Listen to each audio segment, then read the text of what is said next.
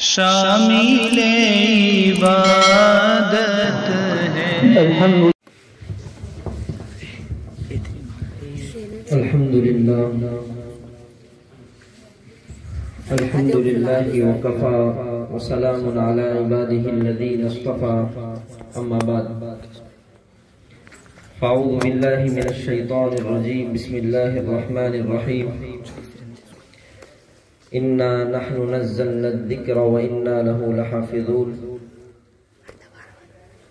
قال رسول اللہ صلی اللہ علیہ وسلم خیرکم من تعلم القرآن وعلمه او کما قال علیہ الصلاۃ والسلام۔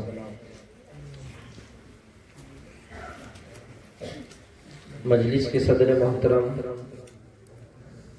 ناظم مدرسہ و اساتذہ اور طلبہ کرام، حکم حضرات نے مسابقے کے تاثرات آپ حضرات کی خدمت میں پیش کیے ہیں۔ امید ہے کہ انشاءاللہ آپ ان تاثرات پر، خاص طور پر قاری عامر صاحب نے جن چیزوں کی طرف نشاندہی کی ہے، آپ توجہ دیں گے انشاءاللہ۔ مجھے چند باتیں عرض کرنی ہیں۔ پہلی بات تو یہ ہے، جو مولانا عرفان صاحب نے بھی اس کی طرف ہم کو توجہ دلائی کہ دنیا میں سب سے بہتر حدیث کا جو مفہوم ہے، خیرکم من تعلم القرآن وعلمہ، تم میں سب سے بہتر وہ ہیں جو قرآن کو سیکھے اور سکھائے۔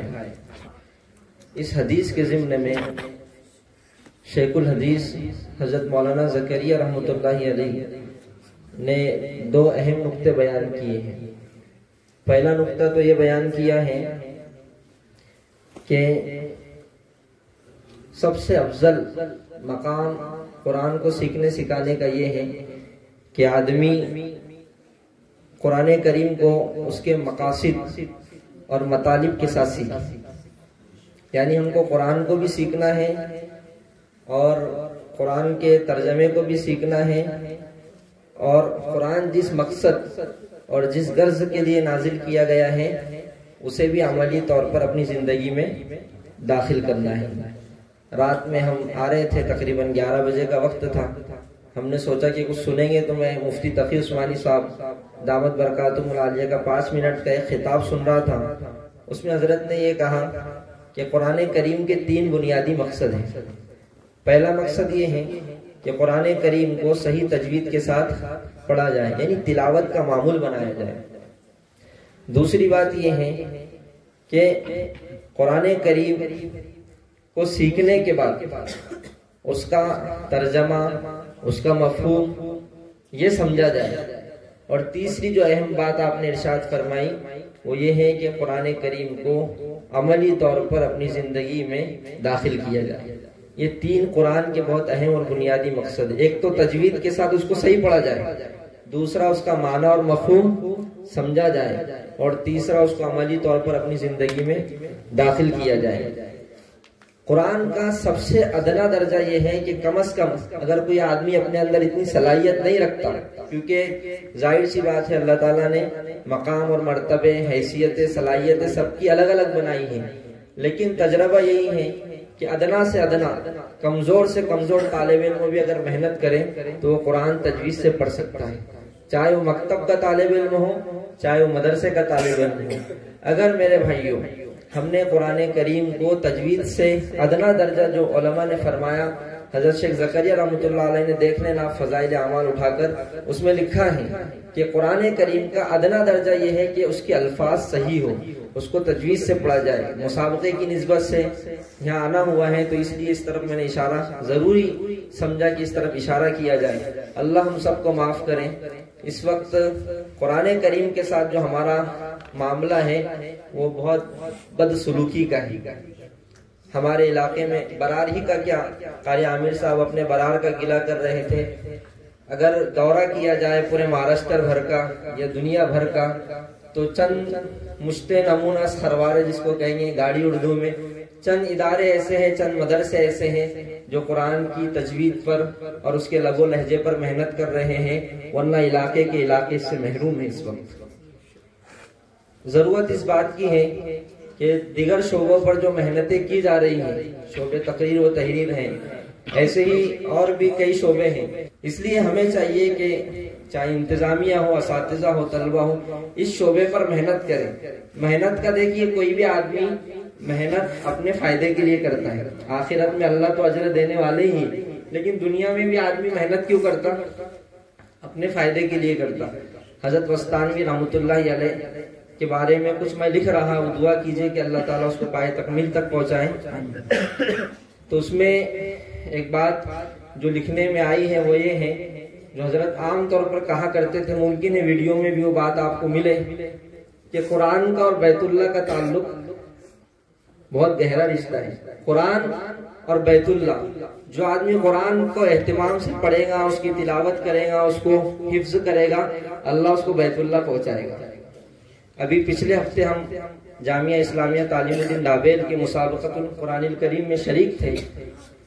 تو قاری اسحاق صاحب بھڑکو دروی دامت برکاتہم، ان کے فرزند ہیں احمد اللہ بھڑکو دروی. تو انہوں نے ماشاءاللہ اتنے اچھے انداز میں قرآن کی تلاوت کی کہ ایک صاحب نے ان کو، مفتی صاحب، 50,000 روپے کی گھڑی انعام ملا. کتنے؟ 50,000 کی. وہی احمد اللہ بھڑکو دروی گزشتہ سال مسابقے میں ان کا اول نمبر آیا تھا، تو ان کو حضرت مولانا حذیفہ صاحب وستانوی نے عمرے کے لیے اعلان کیا ان کے لیے. اور دوسری جو فرع ثالث، فرع ثانی، فرع اول، تمام درجات میں کامیاب ہونے والے طلبہ کے لیے کیا اعلان کیا؟ عمرے کا اعلان کیا. ہمارے یہاں مکاتب میں فیض عالمگیر کے زیر اہتمام ہم لوگ کام کرتے ہیں. مولانا عرفان صاحب آج اس کے ذمے بھی خدمت ہے. تو ہمارا پورا ضلع لیول کا ایک مسابقہ ہوتا ہے. اس مسابقے میں جس طالب علم کا پہلا نمبر آتا ہے تو اس طالب علم کے استاذ کو عمرہ بھیجا جاتا ہے. کیا بھیجا جاتا ہے؟ عمرہ. ابھی اورنگ آباد ضلع سطح پر ایک پروگرام ہوا، 2 فرع میں، ایک فرع طالبات کی تھی اور ایک فرع طلبہ کی تھی. تو دونوں اساتذہ کل یا پرسوں غالباً عمرے کے لیے روانہ ہوئے. تو دیکھیے قرآن پر محنت ہو رہی ہے، اساتذہ محنت کر رہے ہیں، ان کے بچوں کا نمبر آ رہا ہے، تو اللہ کہاں بھیج رہا ہے؟ عمرہ بھیج رہا ہے. فیض عالمگیر کے زیر اہتمام ہمارے کئی اساتذہ جو ہے تو ماشاءاللہ عمرہ کر کے آ چکے ہیں. تو قرآن پر جو اساتذہ محنت کریں گے امانت داری سے، ایمانداری سے، صحیح لگن کے ساتھ اور صحیح تجوید، کیونکہ ظاہر سی بات ہے نمبر ان طلبہ کا آئے گا جن کی ادائیگی صحیح ہے، جن کی تجوید صحیح ہے، جن کے حروف کی ادائیگی جن طلبہ کی صحیح ہے، تو امتیاز کے اعتبار سے انہی کو نمبر دیا جائے گا. تو بہرحال یہ قرآن کا ایک بہت بڑا شرف ہے کہ جو لوگ قرآن کریم کے اوپر محنت کریں گے، تو یہ ہمارے لیے شرف اور فخر کی بات ہے کہ اللہ تعالیٰ اس کی برکت سے بیت اللہ ہم کو لے جائے گا. قاری صدیق صاحب تشریف لائے تھے تو حضرت نے بہت ساری باتوں کی طرف توجہ دلائی. ان میں سے ایک بات یہ بھی تھی کہ ہم قرآن کریم کے اعتبار سے سبع عشرہ کے متعلق خاص کہہ رہے تھے. ہم عام طور پر یہ سمجھتے ہیں کہ جیسا پڑھا دیے بس اسی پر ہم اکتفا کرتے نہیں، بلکہ تجوید کی کتابوں کا بھی ہمارا مطالعہ ہونا چاہیے. تجوید کی کتابوں کا بھی مطالعہ ہونا چاہیے. ماشاءاللہ آپ ایک محنت تو یہ کر رہے ہیں، لیکن کہاں وقف ہونا چاہیے، کہاں سے یادہ درست ہے، گننا کیسے ہو رہا ہے، اکفا کیسے ہو رہا ہے، اس کا ایک تعلق تو کس سے ہے؟ مشق سے ہے. جیسے قاری عامر صاحب نے آپ کو توجہ دلائی، لیکن ساتھ ساتھ میں ہم کو قواعد بھی یاد ہونا چاہیے. اب ہمارے یہاں چونکہ حفظ کی تعلیم ہے اور عربی اول اور دوم تک یا سوم تک، اس کے بعد ہمیں آگے بھیجا جاتا ہے. تو ہمیں ایسے اداروں کا رخ کرنا چاہیے جہاں ماشاءاللہ قرآن کریم سبع عشرہ تک پڑھایا جاتا ہے. اب یہاں ادارے کا نام لینا ضروری نہیں ہے، آپ اپنے اساتذہ سے رہبری رہنمائی حاصل کر سکتے ہیں کہ تجوید کی خدمت میں اور قرآن کریم کو پوری دنیا میں حسن و قراءت کے اعتبار سے مزین کرنے میں جو ادارے خدمت کر رہے ہیں، تعلیم اور تربیت کے ساتھ ساتھ ہمیں ایسے اداروں کو ترجیح دینا چاہیے تاکہ ہم اپنے علاقوں میں آ کر ویسی محنت کریں. سفر میں واپسی میں کتابچہ حضرت قاری احمد اللہ صاحب بھاگلپوری رحمت اللہ علیہ پر لکھا ہمارے استاد محترم مفتی محمود صاحب باڈولی دامت برکاتہم العالیہ نے. تو ہم اس کا مطالعہ کر رہے تھے. اس میں حضرت نے یہ لکھا کہ صرف گجرات میں نہیں بلکہ اور بھی کئی علاقے ہیں ابھی یہ قاری صاحب کی محنتوں سے اور ان کی فکروں سے، رات دن کی کڑن سے اللہ تعالیٰ نے جامعہ اسلامیہ تعلیم الدین ڈابیر اور فلاح دارین اور بھی کئی علاقے جہاں مشاق اور فنی قرہ فراہم ہوئے اور انہوں نے اپنی دن رات محنت کر کے طلبہ کو تیار کیا، تو وہ فیض پوری دنیا میں پہنچ رہا ہے۔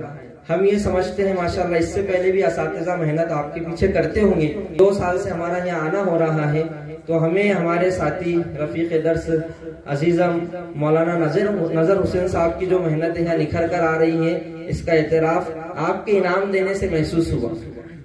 ایک طالب علم نے جب انعام دیا، واقعی دل گویا کہ رو رہا تھا، آنکھیں آنسو بہا رہی تھی کہ طالب علم استاذ کی حوصلہ افزائی کر رہے ہیں۔ تو یہ بڑے پن کی بات ہے، یہ استاذ کی محنت کا گویا کہ اب ان کا ایک ثمرہ، استاذ کی محنت کا بدلہ تو ہم کچھ دے نہیں سکتے کسی کو، لیکن یہ ایک حوصلہ افزائی کی بات ہے۔ ہمارے استاذ سے مولانا عبد المتین صاحب دھارلہ، ایک مرتبہ انہوں نے مجھے انعام دیا، نمبر آنے پر تو 2 روپے تھے، کتنے تھے؟ 2، اور مجھے کہا کہ بیٹے میں یہ سمجھتا ہوں کہ آپ کی حوصلہ افزائی کے لیے، مستقبل میں آپ کی ترقی کے لیے 2 روپے بہت معنی رکھتے ہیں، اس لیے اس کو کبھی بھی ہلکا مت سمجھنا۔ آپ کی معلومات کے لیے میں نے وہ 2 روپے عالم بننے تک سنبھالا، انہوں نے دنیات میں دیا تھا، میں نے وہ 2 روپے عالم بننے تک، بہت کم عمر میں اللہ کو پیارے ہو گئے، لیکن آج ان کے لیے دل سب سے پہلا انعام انہوں نے مجھے دیا تھا مدرسہ سلیمیہ سلوڑ میں۔ اس کی برکت یہ رہی کہ ہر سال مجھے انعام بہت آتا رہا، میں وہ استاد کا انعام سنبھال کے رکھا اور جلسے مسابقوں میں محنت کرتا رہا۔ تو یہ اساتذہ کی طرف سے حوصلہ افزائی، یہ 10-5 روپے ہم سمجھتے معمولی نہیں۔ حضرت شیخ نے دوسرا جو نقطہ لکھا ہے کہ دیکھیے، میں اسی کو یہاں بیان کرنے جا رہا ہوں کہ کل قیامت کے دن عرش کے سائے میں جو لوگ ہوں گے، ان میں ایک وہ بھی ہوں گے جو قرآن کی تعلیم کو عام کرنے والے ہیں، یعنی قرآن کی تعلیم دینے والے ہیں، اساتذہ اس میں بہرحال آئی جاتے ہیں، اور دوسرے وہ لوگ ہوں گے جو قرآن کریم کو بچپنے میں پڑھتے ہوں گے، صحیح سیکھتے ہوں گے، اور بڑے ہو کر جو ہے تو اس کی تلاوت کرتے ہوں گے۔ تو اللہ تعالیٰ جب نفسا نفسی کا عالم ہوگا، ہولناک منظر ہوگا اور ہر آدمی ایک دوسرے سے بھاگے گا، تو ایسے موقع پر اللہ تعالیٰ عرش کا سایہ نصیب فرمائیں گے، تو ان میں وہ 2 لوگ بھی ہوں گے جو قرآن کی تعلیم کو عام کر رہے ہوں گے، اور وہ طلبہ بھی ہوں گے جنہوں نے بچپنے میں قرآن کو صحیح سیکھا اور بڑے ہو کر اس کی تلاوت کا معمول بنایا۔ تلاوت کے معمول پر ایک مختصر سا واقعہ سنیے کہ جو تلاوت کا معمول بناتا ہے اس کی کیا برکتیں ہوتی ہیں۔ حضرت پیر ذوالفقار صاحب نقشبندی دامت برکاتہم العالیہ نے ایک واقعہ بیان کیا، کہا کہ ہماری ایک صاحب سے ملاقات ہوئی، تو انہوں نے یہ کہا کہ ہمارے والد صاحب مرحوم، وہ صاحب کے والد صاحب کا انتقال ہو گیا تھا، ہمارے والد صاحب مرحوم کو کسی بزرگ نے یہ کہا کہ جو آدمی قرآن کریم کی تلاوت کا معمول بناتا ہے وہ اس کی برکتیں اپنی نسلوں میں دیکھتا ہے۔ تو انہوں نے معمول بھی کوئی چھوٹا موٹا نہیں بنایا۔ آج کے سوشل میڈیا کے زمانے میں ہمارے لیے ایک پارہ پڑھنا مشکل ہو رہا ہے، 6 پارے 3 پارے کی بات تو دور، علماء حفاظ ہم جیسے لوگوں کے لیے 1 پارہ پڑھنا مشکل ہو رہا ہے۔ وہ بزرگ بھی کیا بزرگ ہوں گے جنہوں نے نصیحت کی، اور وہ نصیحت سننے والے بھی کیا ہوں گے کہ بزرگ نے یہ نصیحت کی کہ جو آدمی روزانہ 1 قرآن کا معمول بنائے گا تو اللہ تعالیٰ اس کی برکتیں اس کی نسلوں میں ظاہر کریں گے۔ تو ان بزرگ کی نصیحت پر یہ صاحب نے عمل کیا، اور تقریباً ان کا یہ معمول رہا 4 یا 10 سال تک انہوں نے مسلسل، جب تک ان کا معمول رہا، روزانہ 1 قرآن ختم کیا، روزانہ 1 قرآن ختم کیا۔ تو ان کے فرزند یہ بیان کرنے لگے اس کی برکتوں کا، اس کی برکت کا اثر یہ رہا کہ ہمارے خاندان میں ہمارے والد صاحب نے جو روزانہ 1 قرآن کریم ختم کا معمول بنایا، اس کی برکت یہ ہے کہ ہمارے خاندان میں سبھی حفاظ ہیں، مرد بھی حفاظ ہیں، عورتیں بھی حفاظ ہیں، یعنی ہماری بھائی ہمارے بہنیں بھی حفاظ، اور ان کے بچے بھی، یعنی نانا نانی پوتا پاتی سارے اس کی برکت سے حافظ ہیں۔ اس لیے عزیز طلبہ، ہم ماشاءاللہ زمانے طالب علم میں تو قرآن کی تلاوت کا اہتمام کرتے ہیں، کیوں؟ اس لیے کہ استاد کی لکڑی ٹیبل پر رہتی ہے، نہیں سنائیں گے تو کچھ ڈانٹ ڈپٹ یا مار پڑے گی، لیکن جیسے ہی ہم مدرسے سے فارغ ہو جاتے ہیں، عالم قاری بن جاتے ہیں، تو تلاوت کا معمول چھوڑ دیتے ہیں۔ اس لیے ہمیں چاہیے کہ ہم اپنی تلاوت کا معمول بنائیں۔ اگر ہم حافظ قرآن ہیں تو کم از کم 3 پارے روزانہ اہتمام سے، یا آخری درجے میں جو حافظ نہیں ہے وہ 1 پارے کا اہتمام کریں۔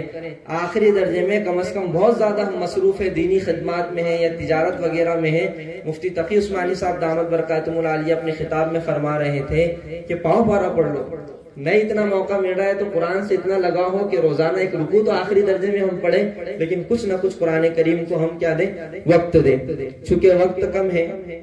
اور ایک آخری بات پر میں اپنی بات ختم کرتا ہوں، بات وہاں سے شروع ہوئی تھی اور دوسری طرف نکل گئی کہ گاڑی میں ہم مطالعہ کر رہے تھے کہ حضرت قاری صاحب دامت رحمت اللہ علیہ یعنی قاری احمد اللہ صاحب قاسمی بھاگلپوری رحمت اللہ علیہ نے جب جامعہ اسلامیہ تعلیم الدین ڈابیل میں اس فن کو آگے بڑھانے کی کوشش کی تو اتنا آسان نہیں تھا۔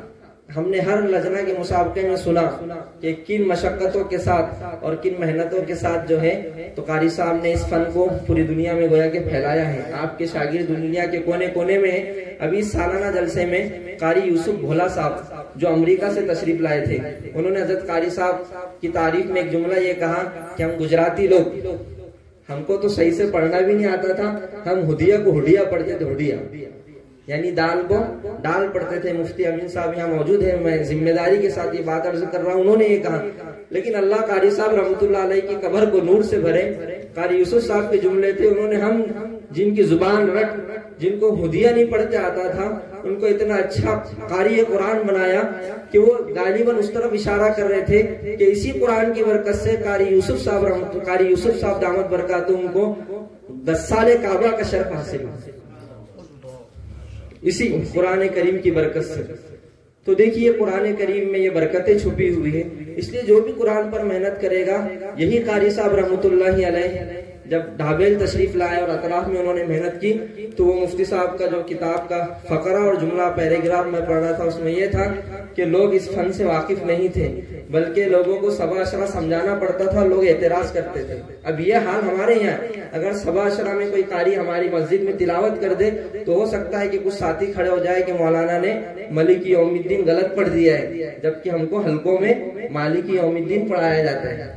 تو یہی حال گجرات میں تھا، تبلیغی ساتھی اعتراض کرتے تھے، لیکن اللہ تعالیٰ نے خصوصاً جامعہ اسلامیہ تعلیم الدین ڈابیل اور بالخصوص فلاح دارین کو اللہ تعالیٰ نے گویا کہ سوا عشرہ کی تلاوت کا اور اس کے فن کے آگے بڑھنے کا ذریعہ بنایا۔ تو میں آپ سے یہی کہوں گا جب آپ کی تعلیم یہاں مکمل ہو جائے تو ایسے اداروں کا انتخاب کریں کہ ہم اس فن میں بھی مہارت حاصل کر کے اپنے علاقے میں، دیکھیے کسی بھی چیز کو اگر ختم کرنا ہے اور کسی بھی چیز کو جو ہے علاقے میں وہ پیدا کرنا ہے تو صرف تذکیروں سے وہ عمل میں نہیں آئی۔ عملی طور پر جو قرآن یہاں آ گئے ماشاءاللہ، اب ان کو چاہیے کہ وہ اپنے شاگرد تیار کر کے ان کو فن کے ماہر بننے کے لیے آگے بھیجے، کیونکہ اگر کنویں سے پانی آئے گا تو وہ پانی نلوں تک پہنچے گا، اگر ہم کنویں تک پہنچیں گے نہیں تو پھر وہ پانی نل تک کیسے آئے گا۔ اس لیے درخواست یہی ہے کہ اگر آپ کی یہاں کی تعلیم مکمل ہوتی ہے تو اپنے اساتذہ ذمہ داران کے مشورے سے ایسے ادارے کا انتخاب کریں جہاں آپ کی تجوید اور فن قرات میں آپ کو مہارت حاصل ہو سکے۔ اب چونکہ وقت میرا مکمل ہوا، آخری 2 منٹ میں اپنی بات کو ختم کروں گا۔ وہ بات یہ ہے کہ گزشتہ سال ہم جب یہاں آئے تھے ماشاءاللہ تو اس سے یہ احساس ہوا اس مسابقے میں شرکت کرنے کے بعد کہ اس سے کئی بہتر درجے میں یہ مسابقہ ماشاءاللہ بہتر رہا۔ امید کرتے ہیں جیسے مفتی صاحب نے بھی اس طرف توجہ دلائی کہ اور مزید ہم اس کو نکھارنے کی کوشش کریں گے۔ مزید خوشی کی بات یہ ہے کہ اس مرتبہ جو دوپہر میں ہونے والا آپ کا مسابقہ ہے خطابات کا اور خطبوں کا، تو وہ بھی قابل مبارکباد ہے۔ گزشتہ وہ مسابقے میں شامل نہیں تھا تو قابل مبارکباد ہے ماشاءاللہ۔ ہمارے رفیق درس قاری نظر حسین صاحب اور ان کی پوری ٹیم اور انتظامیہ ان کا سپورٹ کر رہی ہے، ان کی حوصلہ افزائی کر رہی ہے، تو اللہ تعالیٰ ان تمام کو جو ہے تو جزائے خیر عطا فرمائے۔ دیکھیے جیسے قاری عامر صاحب نے توجہ دلائی ہے، ہم مکاتب کے اندر بھی قرآن کو صحیح کرنے کی کوشش کر رہے ہیں۔ تو ایک تو ہم یہ کوشش کرتے ہیں کہ استاذ خود بخود جو ہے تو بچوں کی ادائیگی پر، قرآن کریم کی روانگی پر دھیان دیں، لیکن ساتھ ساتھ میں ہمارے اساتذہ قاری عبدالرحیم صاحب دیولا اور قاری یوسف صاحب وغیرہ سے ہم نے کئی مرتبہ سنا کہ لب و لہجے کا تعلق جو ہے تو وہ سننے سے بھی رہتا ہے، اس لیے ہم جس قاری کو سنیں گے اس کا لہجہ کچھ نہ کچھ حد تک ہمارے اندر آئے گا۔ تو ہمیں خارج وقت میں ہم اساتذہ کے پاس جب مشق کرنے کے لیے جاتے ہیں، اس کے علاوہ اگر کوئی ٹائم ایسا ملے تو ہم اچھے قاریوں کو سنیں، جیسے قاری صدیق منشاوی ہیں، قاری عبدالباسط ہیں وغیرہ وغیرہ، اور بھی کئی قاری ہیں۔ تو مشاق قرہ کو سننے کا اگر معمول بنائیں گے تو انشاءاللہ اس کا فائدہ ہوگا. تو کریں گے انشاءاللہ کوشش. اللہ تعالی ہماری حاضری کو یہاں قبول فرمائے اور ہمارے لیے بھی اس کو نجات کا ذریعہ بنائے.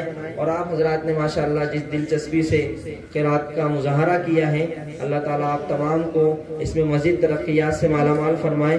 یہ چند منتشر باتیں تھی.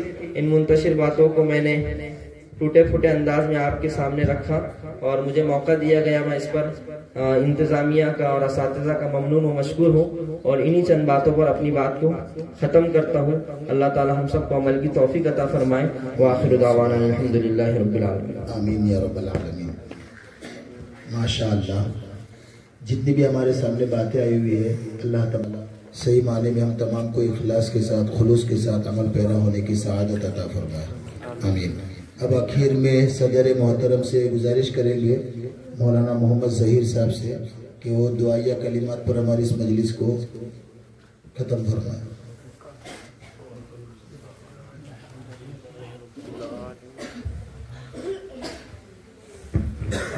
الدعاء مخ العبادہ. رسول اللہ صلی اللہ علیہ وسلم نے فرمایا کہ دعا جو ہوتی ہے وہ عبادات کا مغز ہوتی ہے. لہٰذا آپ صبح سے لے کر ابھی تک جو ہے ہمارا ایک ایک سانس عبادت میں گزر رہا تھا ماشاءاللہ. اب آخر میں جو ہے نا دعا کے بارے میں ہم جو ہے نا پہلو تو ہی نہ کریں، بلکہ جس جذبے کے ساتھ، جس اخلاص اور خلوص کے ساتھ بیٹھے تھے، اب اسی اخلاص کے ساتھ میں جو ہے نا اللہ تعالیٰ کے سامنے اپنی نام آنکھوں کو پیش کرے، اپنی معافی